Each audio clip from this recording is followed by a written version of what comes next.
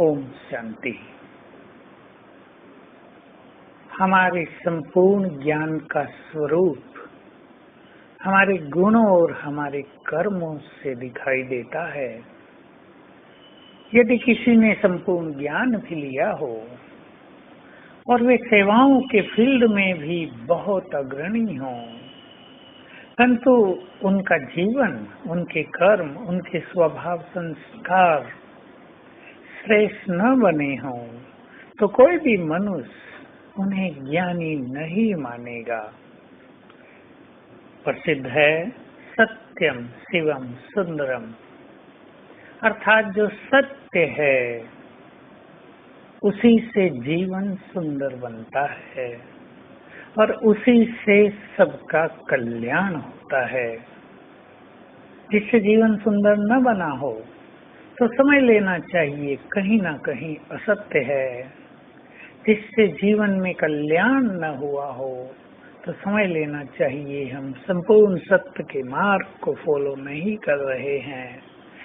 तो हमें अपने ज्ञान का प्रत्यक्ष स्वरूप दिखाना है अपने श्रेष्ठ कर्मों से।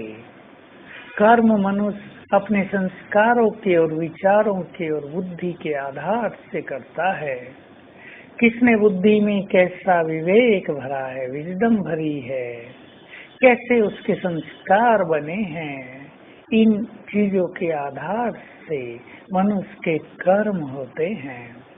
हम अपने को चेक करेंगे, हम पुण्य आत्मा बन गए हैं। हमारे कर्म ऐसे तो नहीं जिसे देखकर लोग उंगली उठाते हों। क्या हमारे कर्म संपूर्ण सुखदायी हैं? क्या हमारे कर्म संपूर्ण परोपकार के लिए हैं? क्या हम ईमानदारी से संसार में जीते हैं या धन के लोभ से हम पाप कर्मों में प्रवृत्त रहते हैं?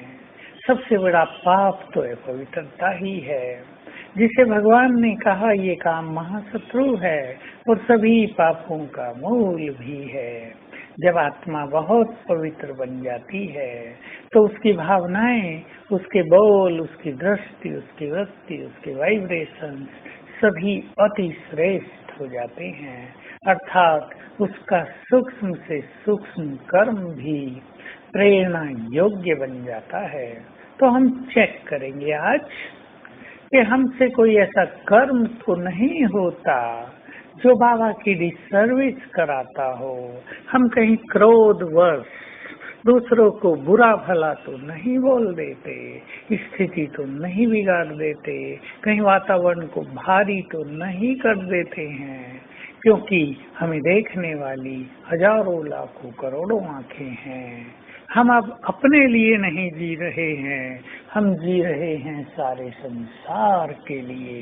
संसार की आत्माएं हमें आदर्श मानती ही हैं, भले वे विरोध भी करते हों, वो ज्ञान को स्वीकार न करते हों, पर वे अंदर अवश्य समझते हैं कि इनका जीवन ही महान होना चाहिए, क्योंकि ये ईश्वरीय मार्ग पर चल रहे हैं।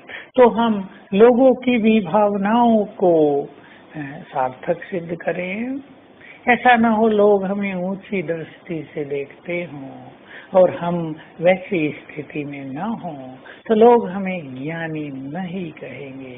तो आइए हम अपनी एक्टिविटी, हमारी बोलचाल और अपने व्यवहार को ऐसा सुमधुर बनाएं, ऐसा सुखदायी और कल्याणकारी और निर्मल करें, ताकि हमारे कर्मों की छाप दूसरों पर पड़ती रहे। हमारे चित्त में किसी के लिए ईर्ष्या, द्वेष और अशुभ भावना भी न हो। सब आगे बढ़ रहे हों, हम अप्रिशिएट करें। जो आगे नहीं बढ़ पा रहे हों उन्हें बढ़ाने का उमंग उत्साह दिलाएं, प्रेरणा दें, सिखाएं। तो ये हमारी महानताएं होंगी जो दूसरों पर अमिट छाप छोड़ेगी। हमारे कर्म ही दर्पण है हर चीज का।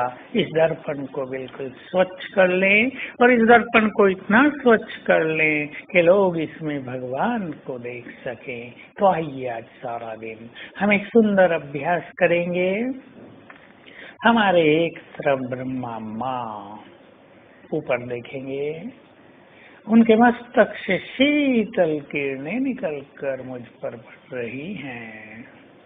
दूसरी तरफ ज्ञान सूर्य बाप, जिनसे शक्तियों की किरणें निकलकर मुझ पर पड़ रही हैं, और 5 बार, एक बार में 5 बार ये अभ्यास करेंगे तो अनुभव अति सुंदर होंगे। और ऐसे अभ्यास दिन में 5-7 बार अवश्य हों। ओम शांति।